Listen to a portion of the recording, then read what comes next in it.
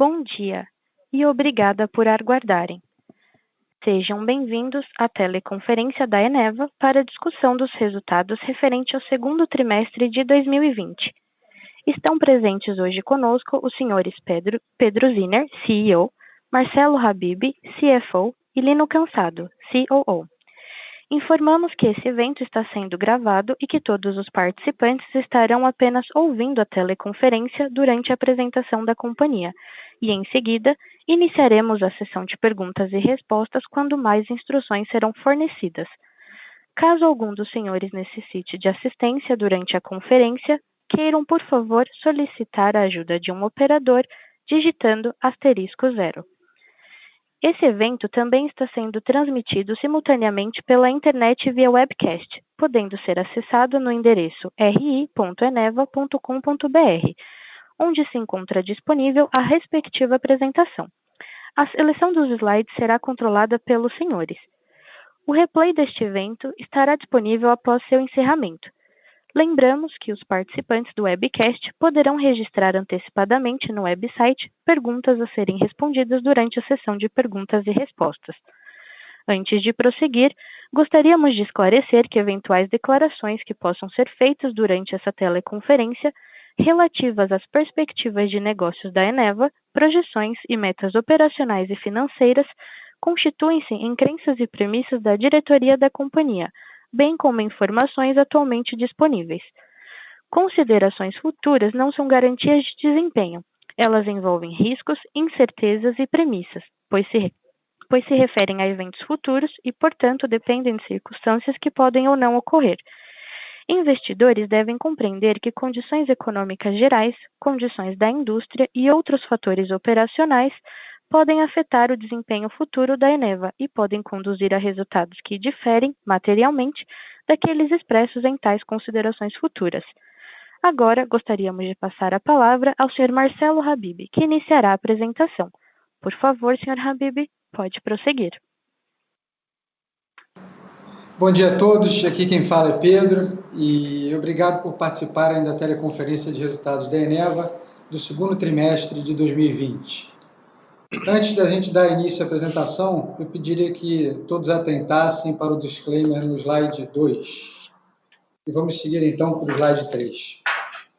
Bom, é um prazer estar aqui para mais um call de resultados da Eneva, né? E antes de passar a palavra para o Lino e Habib falarem um pouco sobre os resultados do trimestre, eu acho importante ressaltar nossas ações realizadas diante do cenário de pandemia de Covid-19. Desde o início da pandemia, nós adotamos uma série de medidas preventivas e de combate à propagação do vírus. Com consciência de que a geração elétrica é uma atividade essencial para o país, demos continuidade às nossas operações e ao desenvolvimento dos nossos projetos, sempre com responsabilidade e muita cautela. Para isso, desenvolvemos e adotamos protocolos de saúde e segurança baseado nas melhores práticas do mercado, seguindo as orientações da OMS, das autoridades de saúde do país e dos entes regulatórios. Vale reforçar aqui o jeito de ser Eneva, com a nossa preocupação primordial com a saúde de cada um dos nossos colaboradores. Afinal, não existe ativo maior do que uma vida. Nesse período de pandemia, reforçamos nosso comprometimento com a conscientização para a mitigação do contágio em todos os ambientes e operações da Eneva. Nosso escritório, nosso site de obras, nossas operações foram totalmente adaptados para a nova realidade em que vivemos, com base nos protocolos vigentes. Implementamos testagem contínua de Covid-19 para os colaboradores que frequentam os nossos ambientes e adotamos diversas outras medidas profiláticas.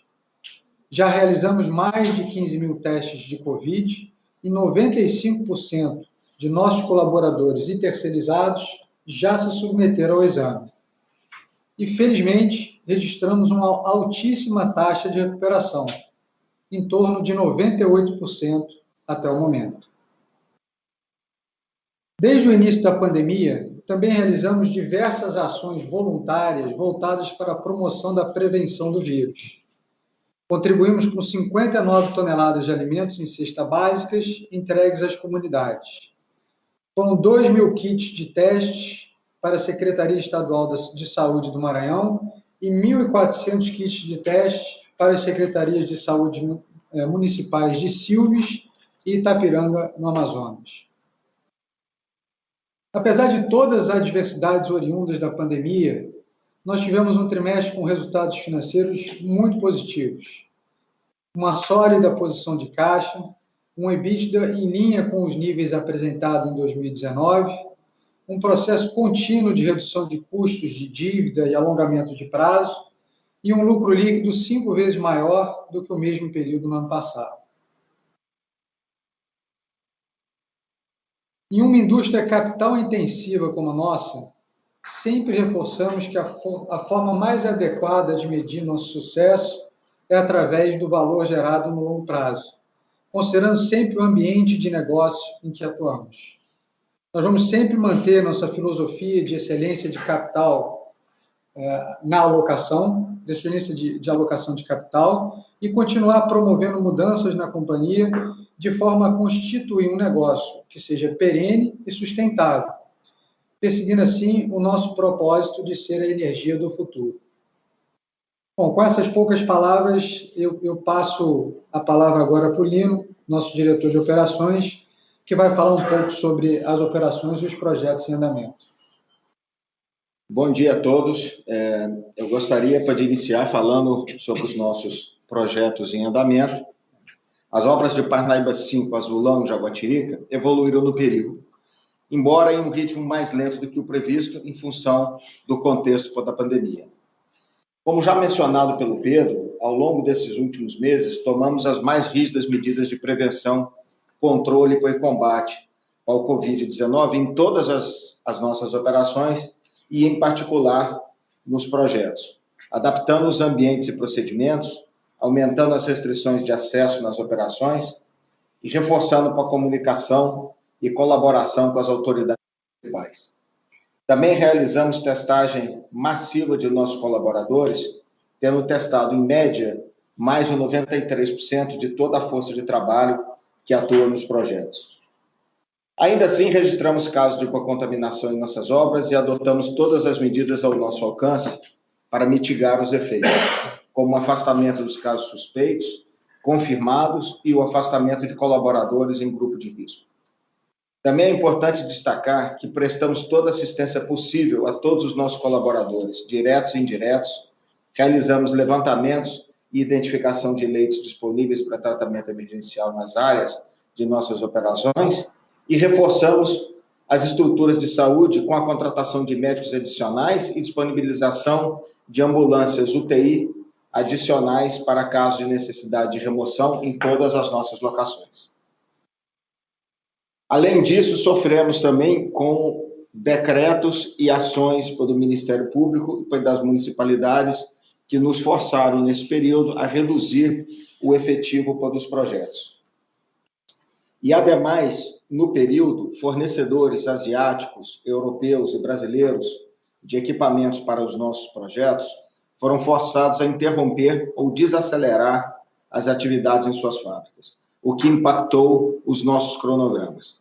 Após a quantificação destes atrasos, causados pelos atrasos nos fornecimentos e entrega dos equipamentos e da redução de mão de obra pelos fatores já mencionados, estimamos que o caminho crítico dos projetos será atrasado da seguinte forma. Em Azulão e Jaguatirica, esperamos um atraso de até 120 dias.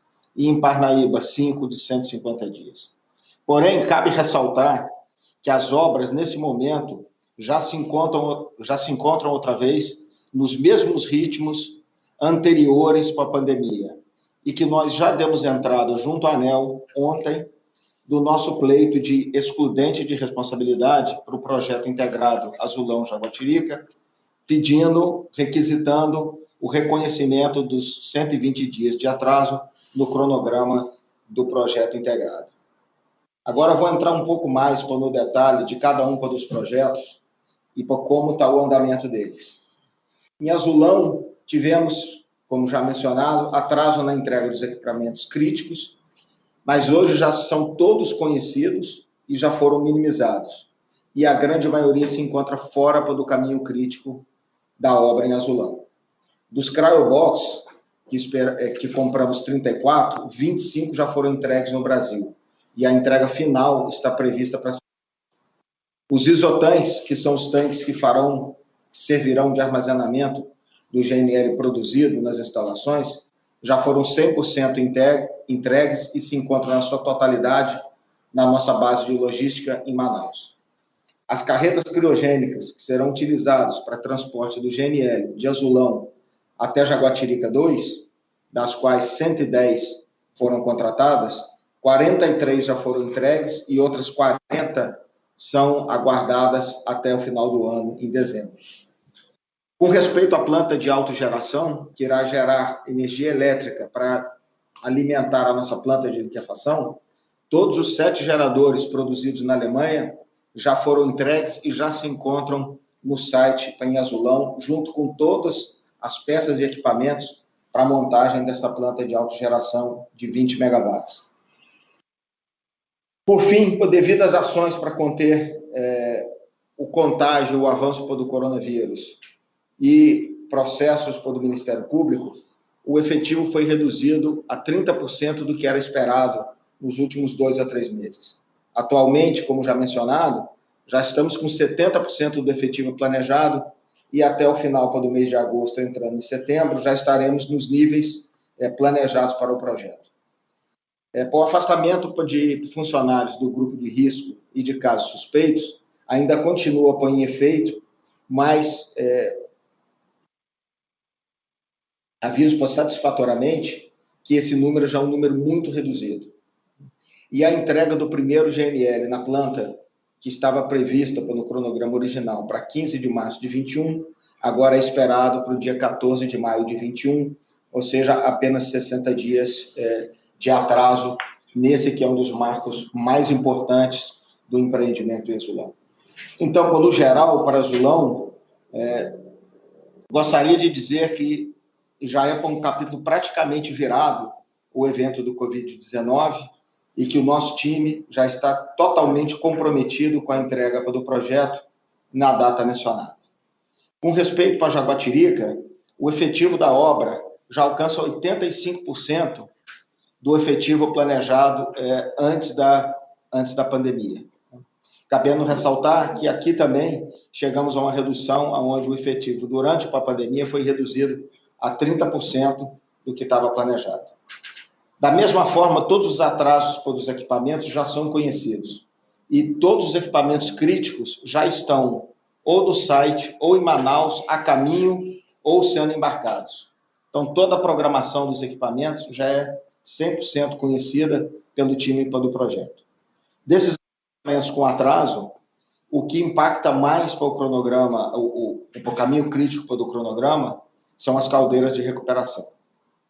Como mencionei, já foi solicitada à ANEEL a extensão do cronograma, com excludente de responsabilidade, compreendendo uma dilatação desse cronograma de 120 dias. A data para recebimento do primeiro GNL na planta de Jaguatirica foi ajustada de acordo com os 60 dias de postergação do cronograma de Azulão. E, por fim, estão em curso diversas medidas para recuperar os impactos causados pelo cronograma pela pandemia. E nós acreditamos que será possível reduzir os prazos hoje estimados para a conclusão da obra. Da mesma forma, aqui também gostaria de dizer que temos um sentimento que a pandemia do Covid-19, no que diz respeito à obra de Jaguatirica, já está praticamente superada, com compromisso dos times da entrega do projeto nas novas datas acordadas. Parnaíba 5, da mesma forma, sofreu afastamento dos funcionários contaminados e daqueles no seu entorno, mas mais de 92% dos funcionários identificados com Covid-19 já estão recuperados e de volta ao empreendimento. A redução do ritmo da construção por 20 dias para cumprir municipais afetou o andamento da obra, mas engenharia e logística seguiram sem ser impactados. Portanto, grande parte dos equipamentos que eram esperados para serem recebidos nesse período continuaram a ser recebidos, tanto no Porto de Itaqui, como também foram transportados para o canteiro de obras em Santo Antônio dos Lopes. Dos equipamentos com atraso, com maior impacto no cronograma e que afetam o caminho crítico, estão a turbina a vapor em si, fabricada na China, e hipotubulações de grande diâmetro fabricadas na China e na Espanha. A estimativa de atraso no cronograma de Parnaíba 5 é de 150 dias, o que coloca a planta em operação comercial em dezembro de 21. Estão aqui, da mesma forma, em curso diversas medidas para recuperar os impactos da pandemia no cronograma do projeto. Em particular, no que se refere a recuperar a quantidade de HH, ou seja, de horas-homem, de mão de obra, que deveria ter sido empregada nos últimos 3 a 4 meses e não pôde ser empregada devido às medidas de redução e de isolamento. Essas medidas implicam o maior número de funcionários no pico da obra e, como disse, estão em execução. Acreditamos que podemos ainda impactar positivamente, reduzindo esse atraso. Mais uma vez, repito, Parnaíba 5 também, já sentimos que a maior parte do impacto da pandemia ficou para trás e, outra vez, os times estão totalmente comprometidos e já nos níveis de mão de obra, alcançando os níveis de mão de obra que estavam planejadas para o período pré-pandemia. Eu passo agora a palavra para o Marcelo Habib, que vai discorrer sobre os resultados financeiros da companhia. Obrigado. Obrigado, Lino. Bom dia a todos.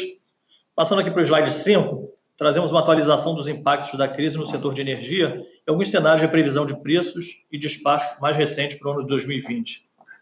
Esse período de crise impactou fortemente na contração do consumo de energia ao longo do segundo trimestre de 2020. Como reflexo, as agências reguladoras do setor revisaram a projeção de carga do ano, incorporando os cenários de queda esperada. No entanto, nos últimos meses, observamos um movimento de recuperação dessa queda do consumo de energia, ao comparar a carga registrada no SIM de 2020 versus os patamares de 2019. Ainda vemos quedas mensais, mas elas são continuamente menores.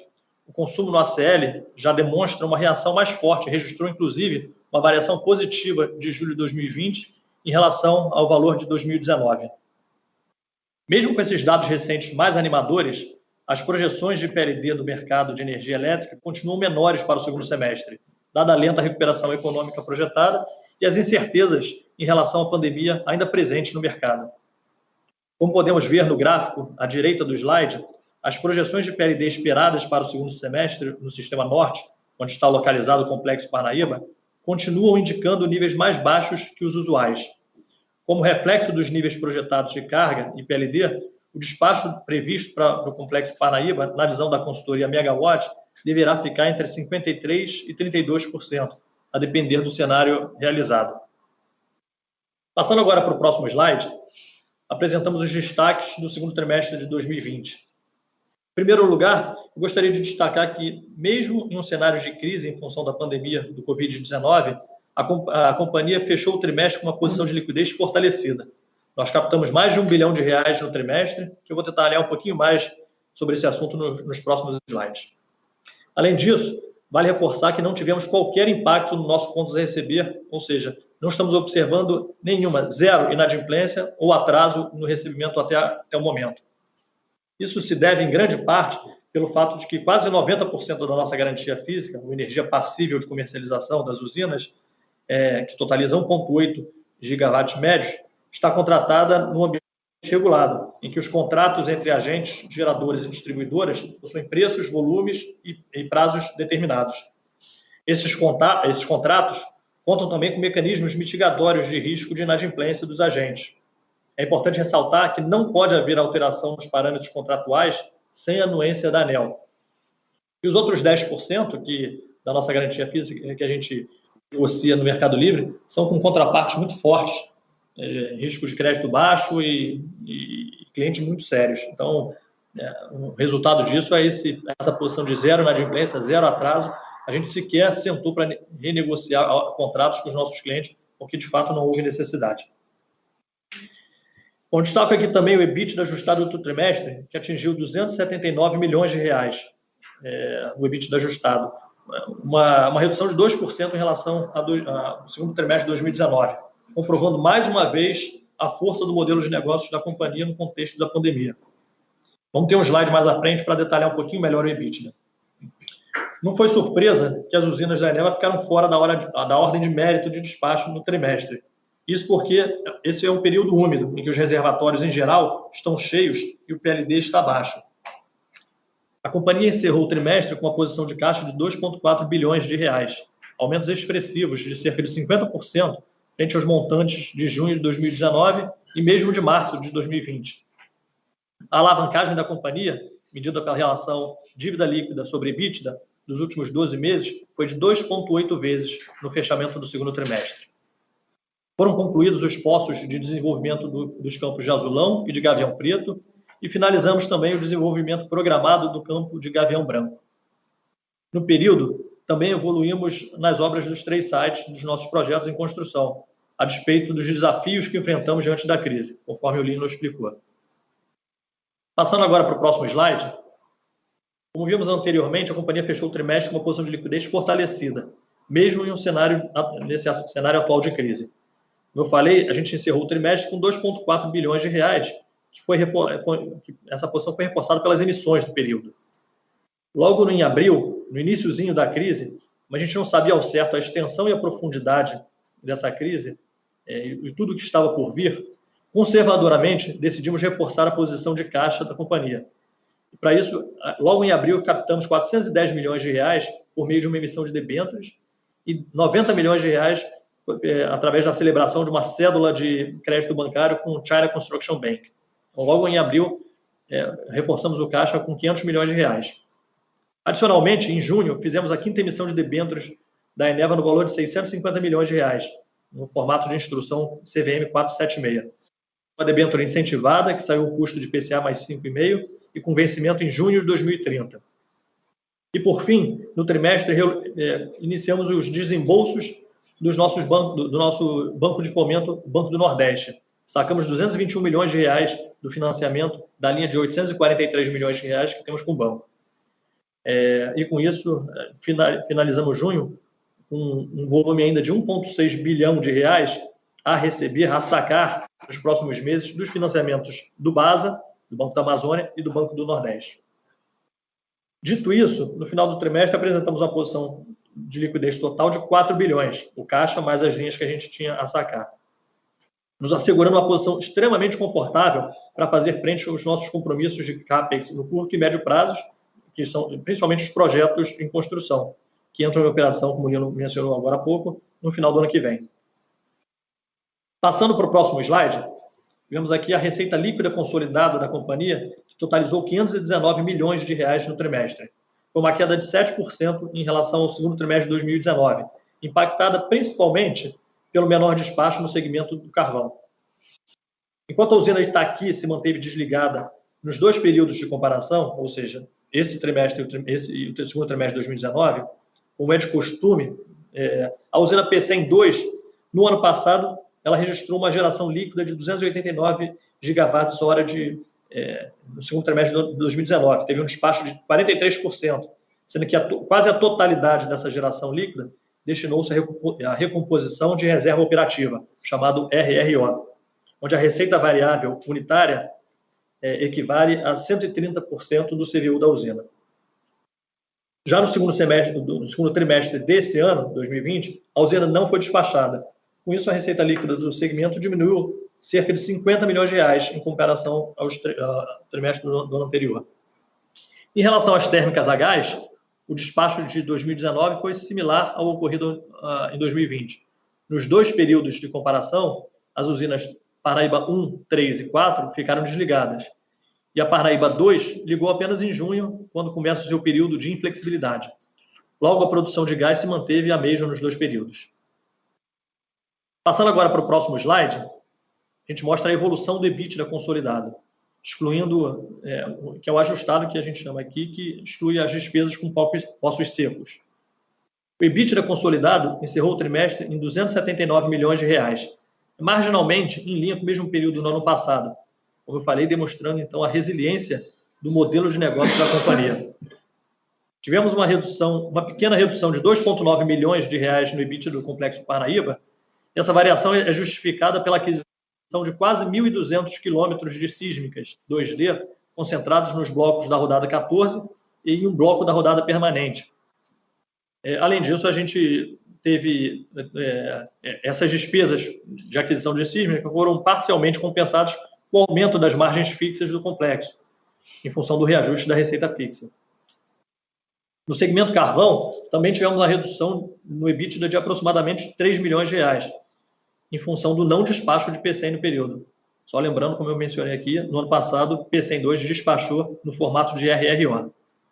O efeito do não despacho também foi parcialmente compensado pela ampliação da margem fixa das duas usinas a carvão, em função do reajuste da receita fixa. Né? Por fim, tivemos um incremento no EBITDA da comercializadora e na holding, resultado de um maior volume comercializado e menores despesas de forma geral. E com isso a gente fecha, então, o trimestre com um nível muito similar de EBITDA do ano passado. Passando, então, aqui para o slide 10, falaria um pouquinho aqui da nossa geração de caixa nesse segundo trimestre. Como eu comentei, encerramos o trimestre com um saldo de 2,4 bilhões de reais, um saldo de caixa, um salto em relação à posição do trimestre anterior e mesmo do ano anterior. Esse crescimento foi suportado pela geração operacional de caixa da Eneva, aliado às emissões de dívida realizadas no período. O EBITDA do período foi, em grande parte, convertido em caixa. Tivemos 279 milhões de reais de EBITDA, uma geração operacional de caixa de 259 milhões, uma conversão de um pouco mais de 90%. Além disso, no período investimos 595 milhões de reais, principalmente em função dos desembolsos relacionados aos projetos em construção. Nesse trimestre, 348 milhões de reais foram alocados no desenvolvimento do Campo do Azulão e na construção de Jaguatirica, e 150 milhões de reais foram direcionados na construção de Parnaíba 5. Além disso, as parcelas de desembolsados nesse trimestre, referentes às manutenções realizadas nas usinas e o programa de exploração do desenvolvimento da Bacia de Parnaíba, consumiram em conjunto 76 milhões de reais. Por fim, o fluxo de caixa das atividades de financiamento foi suportado pelas emissões das debêntures e os desembolsos das dívidas no trimestre, como eu mostrei no slide anterior, quando a gente falou um pouquinho de liquidez. As captações totalizaram cerca de 1,4 bilhão de reais e foram parcialmente compensadas pelas amortizações de principal e juros de debêntures no período, com pagamentos de principal referente à emissão de Parnaíba 1 e as amortizações de juros relativos às emissões das dívidas da holding, Parnaíba 1 e de Parnaíba 2. Passando agora para o próximo slide, vamos falar um pouquinho da nossa estrutura de capital. A Eneva encerrou o trimestre com uma dívida bruta consolidada de 6 bilhões de reais, reflexo das emissões de curto e longo prazo realizadas no período nos trimestres e dos desembolsos que tivemos com o Banco do Nordeste. Considerando a posição de caixa de 2,4 bilhões de reais, a dívida líquida consolidada da companhia fechou em 4,5 bilhões de reais então, ao final de junho, que é o equivalente a uma relação dívida líquida sobre EBITDA dos últimos 12 meses de 2,8 vezes. Como temos comunicado ao longo do último ano, uma das nossas principais frentes financeiras é a otimização da estrutura de capital da Eneva e a melhoria do perfil da dívida. Para atingir esse objetivo, temos empenhado esforços contínuos para alongar prazos e reduzir custos da dívida consolidada, pré-pagando dívidas antigas mais custosas em momentos oportunos e realizando emissões em condições mais atrativas. Ao mesmo tempo, temos cuidado em manter o nosso balanço robusto, com níveis de alavancagens adequados para suportar os nossos investimentos de forma sustentável.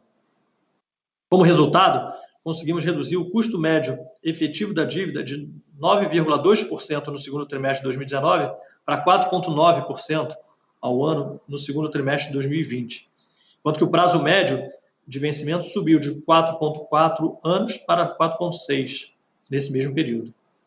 Apenas 1% dos vencimentos da dívida da Eneva estão concentrados em 2020, enquanto que mais de 70% da dívida só vence a partir de 2024. Os nossos ratings e crédito corporativo comprovam a solidez da nossa estrutura de capital. As notas emitidas pelas agências Fitch e S&P para a Eneva no ano passado e confirmadas esse ano reforçam a baixíssima percepção de risco atribuída à companhia. Eu passo agora a palavra para o Lino, que vai falar um pouquinho mais sobre os nossos investimentos no trimestre. Bom, senhores, os principais eventos referentes aos nossos investimentos no segundo semestre são como detalho em sequência. Os investimentos totais atingiram 710 milhões de reais no segundo trimestre de 2021, representando um crescimento expressivo em relação ao valor do mesmo período do ano passado. Quase 80% desse CAPEX foi destinado aos nossos projetos Greenfield em construção, ou seja, para a usina Parnaíba 5 e o projeto integrado Azulão Jaguatirica. Em Azulão, iniciamos as fundações do prédio administrativo e a execução dos dormentes, onde vão estar os dutos que transportam o gás da unidade de tratamento até a unidade de liquefação. Da mesma forma, fundações da unidade de autogeração e da UTP também já se encontram em fase final. No upstream, ou seja, nos poços, concluímos a revisão dos modelos geológicos e de fluxo de Azulão com as informações que foram adquiridas na perfuração e no teste dos 3 poços Azul 2D, Azul 3 e Azul 4DA. Na construímos a sala elétrica e o prédio administrativo, as fundações, as estruturas estão em andamento, concretamos a base da turbina a vapor, executamos a fundação das torres de transmissão que irão conectar a usina à subestação e a fundação da estrutura do barramento da subestação. Também fizemos adequações de solo para o recebimento dos guindastes de grande porte, que irão colocar equipamentos críticos em suas posições. Está em andamento o descarregamento, montagem dos isotanques, que farão com o armazenamento do GNL na planta, e a fundação da área para de descarregamento de GNL das bases dos equipamentos auxiliares. Em Parnaíba 5, avançamos em diversas frentes, mesmo com a redução do ritmo da obra. Realizamos testes do rotor do gerador e recebemos os módulos, os stacks, os drummets e os inlets das caldeiras no site. Esses são os componentes que serão utilizados para a montagem das caldeiras, que já se encontram 100% no canteiro de obras. Também realizamos a montagem da forma e armação para a grande laje da fundação do prédio da turbina. Essa é a laje que irá receber a turbina e o gerador, que são esperados para novembro de 20. Da mesma forma, terminamos a escavação e a montagem dos trechos próximos da turbina para a galeria elétrica, que receberá os cabos que farão com a conexão do gerador e da turbina às facilidades elétricas. Concluímos a pré-montagem das caldeiras 32 e a pintura das escadas. Estamos acompanhando a fabricação do condensador, que está em andamento. Nas usinas a gás, na operação dos equipamentos existentes, os investimentos foram principalmente direcionados às manutenções Hot Gas Pack, ou na sigla em inglês HGP, que são as manutenções de 32 mil horas, realizadas nas turbinas a gás das usinas de Parnaíba 1 e Parnaíba 3. Foram 2 máquinas de Parnaíba 1 e uma de Parnaíba 3. Também tivemos o cumprimento de marcos contratuais referentes a essa mesma HGP das turbinas da usina Parnaíba 2, que serão executadas no ano de 2021, mas que o planejamento e a compra das peças a serem utilizadas se iniciam já. As manutenções realizadas no período ocorreram dentro do prazo previsto e não foram registradas taxas de acidentes ou incidentes, ainda que tenham sido dadas durante o pico da pandemia. Além disso, foram realizados testes de comprovação de disponibilidade ao final dessas manutenções, acusando disponibilidade de 100% das usinas, e disponibilidade de 100%, uma vez que não estão despachadas por ano de média. Em Itaqui, foram realizadas diversas atividades, também da manutenção maior da caldeira e turbina. Essas atividades foram a inspeção de integridade da caldeira e vaso de pressão, de acordo com a NR13, a Norma Regulamentadora Brasileira 13, e foram concluídas as atividades de reparo para a calibração das válvulas de segurança e de todas as peças a serem utilizadas no overhaul da turbina e gerador. Esse overhaul que estava planejado para 2020 foi postergado para 2021, em função principalmente da impossibilidade de trazer os técnicos estrangeiros que eram necessários para essa atividade. De qualquer forma, o despacho da usina no ano de 2020 será muito menor do que aquele usualmente percebido. E, portanto, não apresenta nenhum problema a postergação do overhaul da turbina e gerador, que está reprogramada para ser executada na primeira metade de 2021.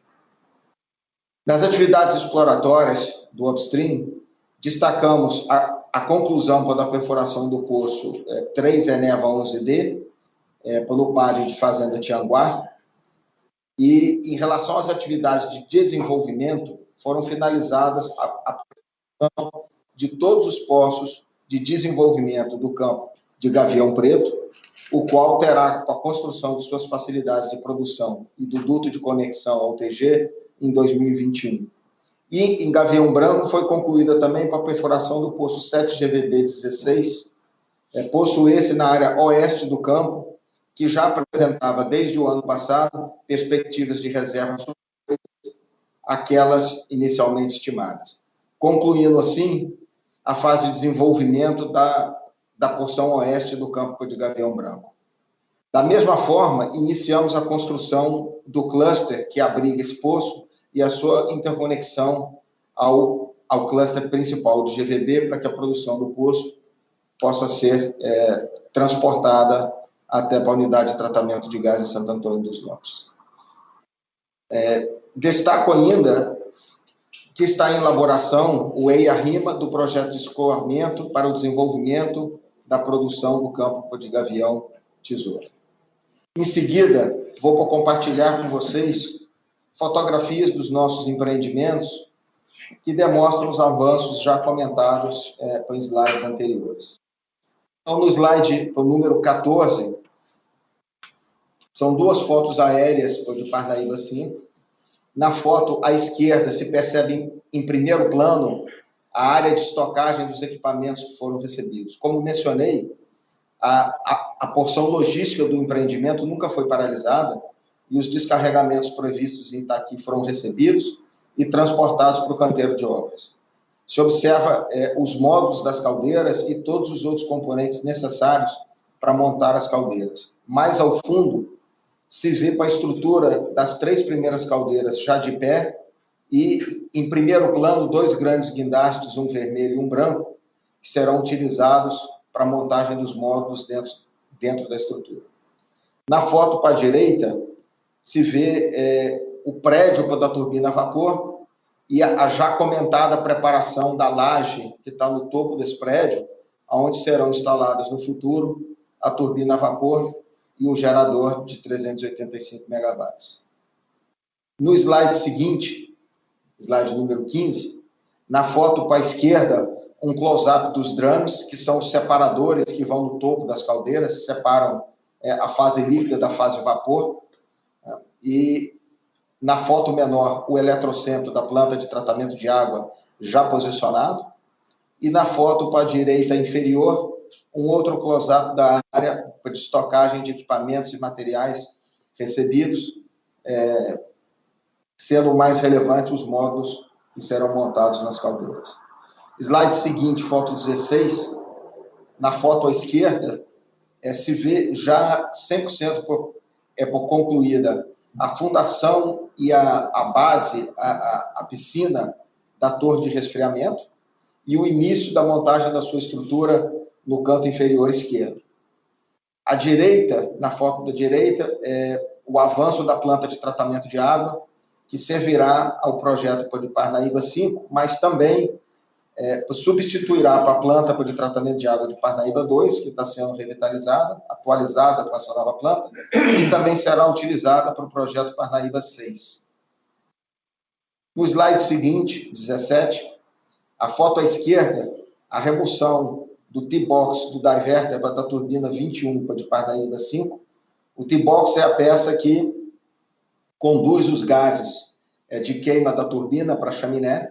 Então, essa peça é removida, e à direita a instalação do diverter damper, que é justamente a peça que permite direcionar esses gases de exaustão ou a chaminé ou a caldeira, que vai ser montada imediatamente após o diverter damper. Desses, 4 têm que ser instalados e 2 já se encontram posicionados, instalados, faltando outros 2 diverter dampers para serem instalados. No slide seguinte, de número 18, passamos para a usina de Jaguatirica 2. A primeira foto à esquerda é uma visão geral do site. Em primeiro plano à esquerda, as fundações da subestação. E no meio da foto se pode observar 2 prédios sendo levantados, sendo um da turbina a vapor e o outro o prédio elétrico, onde são feitas todas as conexões para a central elétrica da usina. Mais à direita, um close-up desse prédio, da base desse prédio elétrico, e à sua esquerda, já sendo levantado a estrutura do prédio, da turbina e gerador a vapor. E em amarelo, ali coberto por uma lona amarela, é o gerador da turbina a vapor, que já se encontra no canteiro de obras de Jaguatirica 2. Slide seguinte, de número 19, à esquerda, a área dos isotanques, que são os tanques que irão proporcionar o armazenamento de GNL no site de Jaguatirica 2, já com posicionamento dos isotanques. Cabe aqui ressaltar que todos os isotanques para essa unidade de armazenagem já se encontram também nesse canteiro de obras e serão instalados nos meses seguintes. À direita, põe um close-up daquela estrutura amarela, de lona, que eu ressaltei no slide anterior, que é o gerador da turbina a vapor, que já se encontra no canteiro de obras. Slide seguinte é o slide 20, a turbina a gás, as 2 turbinas a gás. A primeira, a foto do meio, ainda para em teste de bancada, e a foto da esquerda, já desembarcada para em Manaus, aguardando desembaraço aduaneiro, e a do gerador da turbina a gás também, mais à direita, já desembarcada para em Manaus, também aguardando desembaraço aduaneiro. Então, as 2 turbinas a gás e seus 2 geradores já se encontram na cidade de Manaus. Slide seguinte, de número 21, passamos agora para as obras no site de Azulão. À esquerda, uma foto aérea, uma visão geral da obra. Se pode notar, à esquerda, embalado em um plástico preto, 19 cryoboxes que já estão na locação. Os demais, que já foram recebidos, se encontram na nossa base logística de Manaus. Em primeiro plano, dessa mesma foto, com um quadrado que ali se vê com uma cor cinza escura, é a planta de autogeração. Ali a fundação dessa planta, quando estava sendo preparada para sua concretagem. Depois, em sequência, para a fundação, onde serão posicionados os cryoboxes. E depois dessa parte, as fundações de onde serão colocados os isotanques. As fotos à direita mostram o desembarque dos isotanques recebidos em Manaus, já todos armazenados na nossa base de logística de Manaus. Passando para o slide seguinte, de número 22, a primeira foto à esquerda das carretas criogênicas, que já estão prontas, sendo retiradas da fábrica no sul do país. E à direita, os geradores da planta de autogeração, que já foram recebidos também no site de construção de Azulão, não só os geradores, como todos os componentes necessários à montagem dessa planta de autogeração, que se inicia agora no mês de setembro. Slide seguinte, de número 23, um close-up das bases onde serão instalados os cryoboxes, e a estrutura metálica branca no meio é o cable rack, que é onde passarão os cabos elétricos que alimentam cada um desses cryoboxes, ou seja, vem da planta de autogeração e alimentam os motores elétricos das unidades de liquefação de gás. À direita, a concretagem das fundações da planta de autogeração. No slide seguinte, de número 24, as estacas do tanque de condensado na planta de tratamento de gás, e à direita por concretagem dos blocos onde serão posicionados os isotanques para armazenagem do gás produzido na planta de liquefação. Eu passo agora para a Flávia, que vai fazer considerações sobre o nosso site de relação com investidores. Obrigada, Lívia. Na verdade, a gente só queria anunciar que a gente está com um novo site de RI no ar, mais organizado, com mais informações, com mais vídeos e imagens, um conteúdo bem mais diverso do que a gente tinha anteriormente. Eu vou devolver a palavra para o Pedro. Vamos abrir para Q&A? Então, vamos abrir para Q&A. Obrigada. Iniciaremos agora a sessão de perguntas e respostas para investidores e analistas. Caso haja alguma pergunta, por favor, digitem *1. Se sua pergunta for respondida, você pode sair da fila digitando *2. As perguntas serão atendidas na ordem em que são recebidas. Solicitamos a gentileza de tirarem o fone do gancho ao efetuarem a pergunta. A nossa primeira pergunta vem do senhor Marcelo, do Itaú. Oi, pessoal. Obrigado pelo call. Eu tenho duas perguntas. Primeiro, tentar entender um pouco o interesse da companhia em alguns ativos que a Petrobras colocou à venda, né? Tem o polo de Urucu, tem as térmicas que devem ser vendidas no segundo momento. Então, queria entender se a empresa está analisando e o que se vê de oportunidade nesses ativos. E a outra pergunta é em relação às implicações do PL do gás para a Eneva, né? O que vocês veem como os principais pontos positivos, né, e que podem ter um efeito para os ativos que a empresa tem hoje ou em novas oportunidades no futuro? Obrigado. Marcelo, Habib, falando, obrigado pela pergunta.